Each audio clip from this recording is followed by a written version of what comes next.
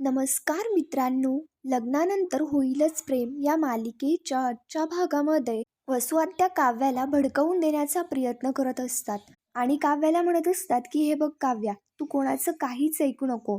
फक्त तुझं मन तुला काय सांगतंय ना, तू त्याचं ऐक आणि त्याच्याप्रमाणेच वाग. तरच तुला तुझ्या पसंतीच्या मुलाशी आणि पार्थला त्याच्यावरती प्रेम करणाऱ्या मुलीशी लग्न करता येईल. वसू आत्या असं तिच्या तोंडाला वाटेल ते येईल ते बडबडत असते. पण मात्र आता वसू आत्याच्या बोलण्याने काव्यासुद्धा आश्चर्याने त्यांच्याकडे पाहत असते आणि काव्यासुद्धा त्या सर्व बोलण्यावरती विचार करत असते. वसू आत्याला फक्त काव्याच्या मनामध्ये काय हे बाहेर काढायचं असतं, कारण ते बाहेर निघाल्यानंतर आता घरामध्ये खूपच मोठं वातावरण पेटेल हे वसू आत्याला चांगलंच माहिती असतं आणि म्हणूनच त्या काव्याला चिडवून देण्याचा प्रयत्न करत असतात. वसू आत्या म्हणतात, बोल काव्या, तुझ्या मनामध्ये काय आहे ना ते एकदा बोलून मोकळी हो.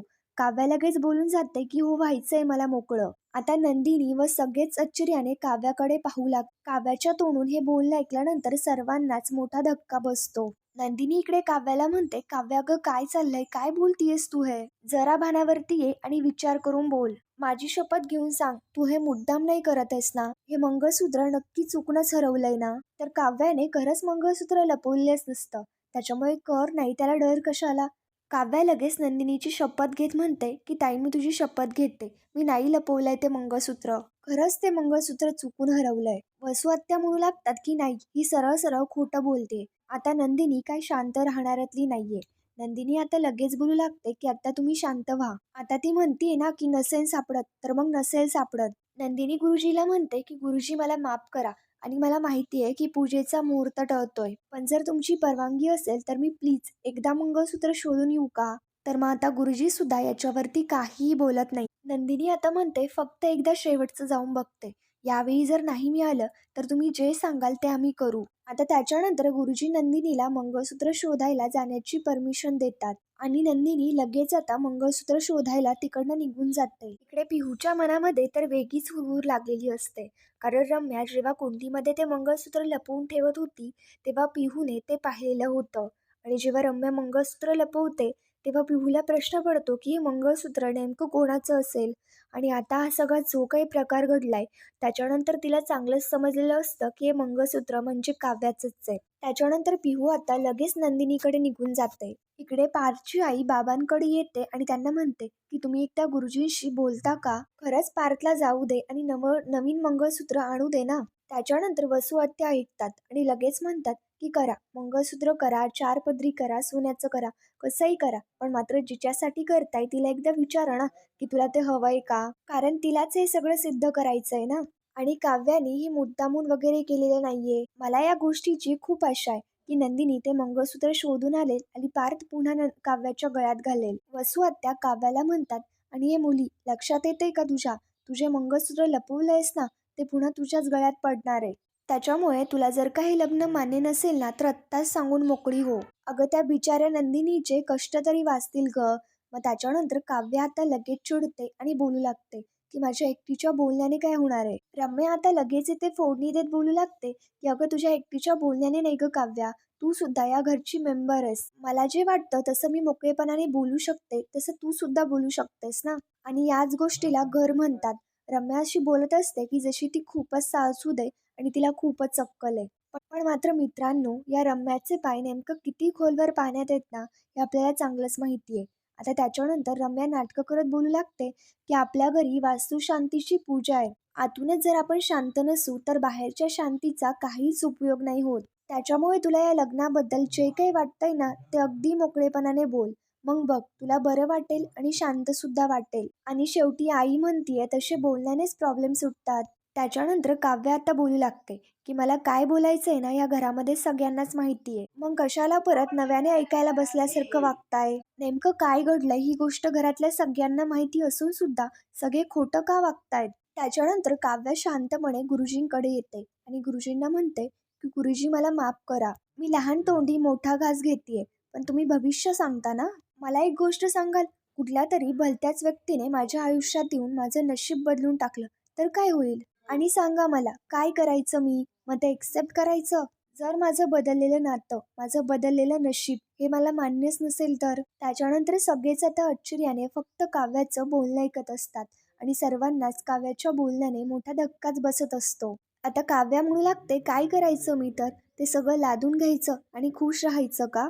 काहीही आवडत नसताना देखील खुश राहण्याचं नाटक करणं म्हणजे लग्न का? इकडे काव्या नेमकं काय बोलती हे जीवाला चांगलं समजत असतं आणि त्याला सुद्धा काव्याच्या बोलण्याने खूप वाईट वाटत असतं. काव्या इकडे म्हणू लागते, आणि या गोष्टीची मी एक नवीन व्याख्या शिकली आहे. त्याच्यानंतर आता आजूबाजूच्या बायका लगेच म्हणू लागतात, बघा गृहशांतीला बोलून यांची पूजा राहिली आहे बाजूला आणि यांचेच बाकीचे तमाशे सुरू आहे. ती नंदिनी ना खरंच खूप चांगली आहे. विचार जर केला ना तर एकदम आदर्श सून. पण मात्र ही काव्या नुसती तिखट मिरची आहे. ती नंदिनी ना बिचारी खरंच खूप समजूतदार आहे. सगळे आता नंदिनीचं कौतुक करत असतात आणि काव्याला वाईट बोलत असतात. त्याच्यानंतर त्या बायका म्हणतात, ती नंदिनी खूप चांगली आहे आणि आपला बिचारा पार्थ एक चांगली मुलगी गमावून बसला. पण मात्र जीवानं ना नशीब काढलं. त्यांचं हे जे बोलणं असतं ते काव्याला सहन देखील होत नसतं. काव्या आता ऐकते तोपर्यंत ऐकते आणि आता भयंकर चिडते. ही गरम डोक्याची काव्या लगेच त्या बायकांवरती धावून जाते आणि त्यांना म्हणते, की दिसतंय ना इथे पूजा नाही होते, मग निघा आत्ताच्या आत्ता इकडनं. घरी येऊन ना 108 चॅनल बघत बसा, टीव्ही बघत बसा. आमच्या घरातल्या प्रॉब्लेमवरती तुम्हाला उसाक्या करायच्यात ना, मग बाहेर जाऊन करा, इथे कशाला करताय? त्या बायका तर शांतपणे काव्याचं बोलणं ऐकतात. पण मात्र आता काव्या इकडे पेटूनच उठलेली असते. आता हे सगळा तमाशा होतं हे पाहता वसू आत्या आणि रम्या यांना सगळ्यांना खूपच छान वाटत असतं. तर ती बाई आता त्याच्यातली म्हणते, की बघा ही कशी बोलतीये. माझी जर सून अशी असती ना तर मी कधीच गावी निघून गेले असते. काव्या म्हणू लागते, आत्ताच्या आत्ता निघा. म्हणजे ना तुमची सून सुद्धा खुश होईल आणि तुमच्या सुनाला आणि मुलाला त्यांची त्यांची पेस पेस मिळेल. काव्या आता खूप बोलत असते कारण तिच्या डोक्यावरनं पाणी चाललेलं असतं. मग त्याच्यानंतर पार्थच्या इकडे काव्याकडे येते आणि तिला शांत करण्याचा प्रयत्न करत असते. काव्या इकडे म्हणू लागते, दुसऱ्याचे संसार म्हणजे काही पेरूची फोड नाहीये, ती अशी तिखट मीठ लावून चघळायला. पूजा होईल तोपर्यंत शांत बसू शकत असाल तर प्रयत्न करा. त्याच्यानंतर आता इकडे लगेच ती बायका मालिनीला म्हणतात, मालिनी ऐक, बघ तुझी सून कशी बोलते. हे ऐकायला आलोय का मी इथे? इकडे मालिनी काव्याला म्हणते, की काव्या अगं चार चौघांमध्ये असं वागू नये. पण काव्या बोलते, काकू याच चार चौघांमुळे मी अशी झालीये. याच समाजातल्या चार चौघांनी आम्हा चौघांचं आयुष्य उद्ध्वस्त केलंय. काव्या रडतच सांगू लागते, की रोज सकाळी उठल्यानंतर या गोष्टीची जाणीव होते, की काय होऊन बसलंय माझ्या आयुष्यात आणि ते सुद्धा फक्त या चार चौघांमुळे. आता त्याच्यानंतर पार्थ, जीवा सगळेच आश्चर्याने काव्याचं बोलणं ऐकत असतात आणि काव्याची जी काही तळमळ होते ती जीवाला, पार्थला यांना सर्वांनाच समजत असते. काव्या इकडे आता बोलू लागते, त्याच्यामुळे माझं ठरलंय. मला हे लग्न पुढे बोलणार काव्या की मान्य नाहीये. पण मात्र तेवढ्यात लगेच नंदिनी म्हणते, की मिळालं मंगळसूत्र. आणि नंदिनी काव्याचं मंगळसूत्र घेऊन आलेली असते. नंदिनी हे असं मंगळसूत्र घेऊन आली आहे ते पाहता रम्याला आणि वसू आत्याला यांना मोठा धक्काच बसलेला असतो. रम्याला वसू आत्यालाच प्रश्न पडलेला असतो, की मंगळसूत्र कसं काय सापडलं? आणि वसू आत्या रागातच इकडे रम्याकडे पाहू लागते. मालिनी नंदिनीला विचारते, की कुठे होतं मंगळसूत्र? नंदिनी मात्र म्हणते, आई ते सगळं जाऊ द्या, सापडलं ना ही गोष्ट महत्वाची आहे. नेमकं कुठे सापडलं हे काय महत्वाचं नाहीये. त्याच्यानंतर आता नंदिनी मालिनीकडे मंगळसूत्र देते आणि मालिनी पार्थला आवाज देऊन तिच्याकडे बोलवून घेते. पार्थ लगेच मालिनीच्या हातातलं मंगळसूत्र घेतो आणि काव्याच्या गळ्यात घालतो. काव्या मात्र परत त्याच सिच्युएशनला अडकलेली असते. आता हे सगळं पाहता तर रम्याला खूप वाईट वाटत असतं आणि इकडे जीवा सुद्धा शांतपणे ते सगळं बघत असतो. त्याच्यानंतर बाबा आता गुरुजींना म्हणतात, की चला पूजेला सुरुवात करूयात. आता पूजेला सुरुवात होते. रम्या आणि वसू आत्या यांच्या सगळ्यांची तर थोबाडच पडलेली असतात कारण त्या करायला एक गेलेल्या असतात आणि झालं एक असतं. शेवटी आता इथे नंदिनी आणि काव्यात जिंकलेली असते. आता त्याच्यानंतर पूजा सुरू होते. नंदिनीच्या जोडीला जीवा बसलेला असतो आणि काव्याच्या जोडीला पार्थ. ह्या त्या चौघेही जोडीने ती पूजा करत असतात. आता त्याच्यानंतर नंदिनी शांतपणे जीवाकडे पाहत असते. त्याच्यानंतर काव्या इकडे पूजा करण्यासाठी पार्थच्या हाताला हात लावते.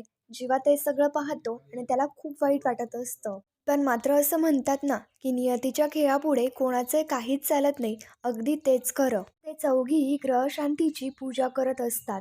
रम्या आणि वसू आत्या सगळा तो प्रकार शांतपणे आणि आश्चर्याने बघत असतात. मग त्याच्यानंतर आता पूजा संपन्न होते. त्याच्यानंतर नंदिनी किचनमध्ये असते. तेवढ्यात तिथे रम्या येते आणि नंदिनी डायरेक्ट तिच्याकडे येऊन तिला विचारते, की काव्याचं मंगळसूत्र तूच लपवलं होतंस ना? हे ऐकल्यानंतर रम्याला मोठा धक्काच बसतो. रम्या आता म्हणते, मी कशाला चोरू मंगळसूत्र वगैरे? नंदिनी म्हणू लागते, तुला एवढी ॲक्टिंग करण्याची ना काहीही गरज नाहीये. इथे तुला बघायला कोणीही नाहीये. ज्याच्यामुळे आज घरामध्ये एवढा तमाशा झाला. ते काव्याचं मंगळसूत्र तू का चोरलंस? आता रम्या तर घाबरूनच गेलेली असते आणि रम्या इकडे नंदिनीला म्हणते, तू पुन्हा पुन्हा मला तीच तीच गोष्ट का विचारतीयेस आणि काय पुरावा आहे तुझ्याकडे मी चोरल्याचा?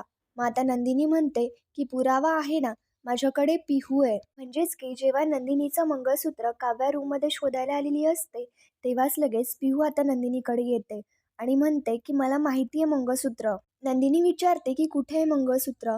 तर मग पिहू लगेच आता नंदिनीचा हात पकडते आणि रम्याने जिथे मंगळसूत्र लपवून ठेवलं होतं तिथे तिला घेऊन जाते. पिहू सांगते की मी या फ्लॉवर पॉटमध्ये रम्याताईला मंगळसूत्र टाकताना बघितलं. नंदिनी लगेच आता आश्चर्याने ते फ्लॉवर पॉट ओपन करते आणि त्याच्यामध्ये काव्याचं मंगळसूत्र नंदिनीला सापडतं. इकडे रम्याच्या तर सर्व काही प्रकार लक्षात आलेला असतो आणि तिला मोठा धक्काच बसतो. नंदिनी विचारते की सांग ना, का चोरलंस तू मंगळसूत्र? रम्या घाबरत म्हणू लागते की वाटेल ते काहीही बडबडू नकोस, मी काहीही चोरलेलं नाहीये. नंदिनी रम्याला जाब विचारत म्हणू लागते, तुला मंगळसूत्रांची फार आवड आहे का?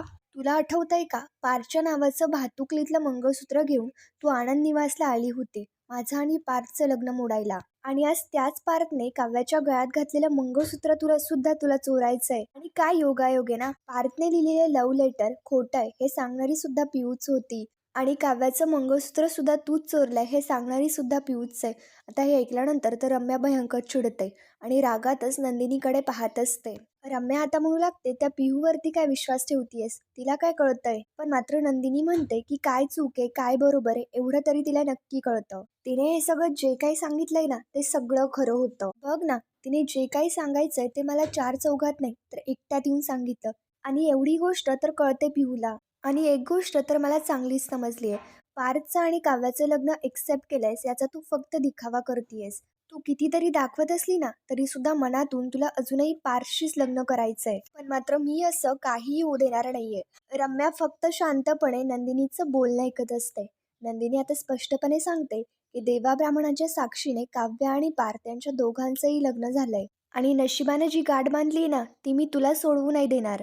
पार्थ आणि काव्याचं लग्न मोडायचे तू लाख प्रयत्न कर, पण मात्र मी तुला तसं करूच देणार नाही. हे विसरू नकोस, काव्या जरी माझी थोरली जाऊ असली तरी सुद्धा रक्ताच्या नात्याने ती माझी धाकटी बहीण आहे आणि तिच्यासाठी मी फक्त तूच काय तर साऱ्या जगाविरुद्ध सुद्धा लढायला तयार आहे. आता त्याच्यानंतर नंदिनी जे काही बोलत असते त्याने रम्याला तर खूप मोठा धक्का बसत असतो आणि ती सुद्धा या गोष्टीमुळे खूप घाबरून गेलेली असते. नंदिनी स्पष्टपणे सांगते की पार्थ आणि काव्यापासून लांब राहायचं. तर मग मित्रांनो, पुढील भागामध्ये आपण पाहणार आहोत, नंदिनीच्या बोलण्याने रम्या भयंकर चिडलेली असते.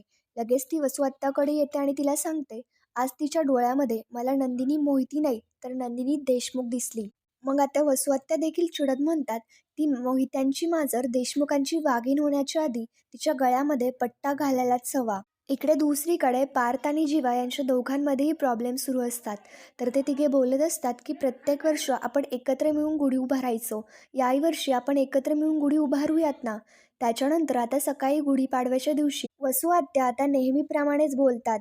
प्रत्येक वेळी हिचा तोराणा सारखाच असतो. आजकाल जीवा आणि पार्थ हे दोघे एकमेकांशी फटकून वागायला लागलेत. त्याच्यानंतर पार्थ सुद्धा इकडे जीवाला म्हणतो की जीवा आपण नव्याने सुरुवात करू, पण मात्र जीवा शांतपणे फक्त पार्थकडे बघत असतो.